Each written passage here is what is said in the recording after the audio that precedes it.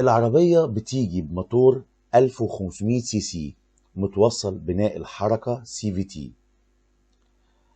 عزم الموتور 120 حصان بيتحققوا عند 6000 لفة في الدقيقة، وأقصى عزم للدوران 150 نيوتن وبيتحققوا عند 4500 لفة في الدقيقة.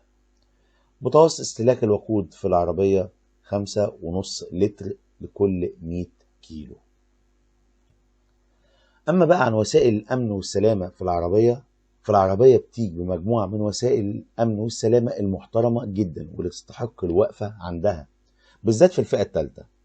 فلو جينا للمجموعة الخاصة بأنظمة الفرامل، هتلاقي في العربية في موجود الABS والEBD والESB ومعظم أنواع أنظمة الأمن والسلامة الخاصة بالفرامل.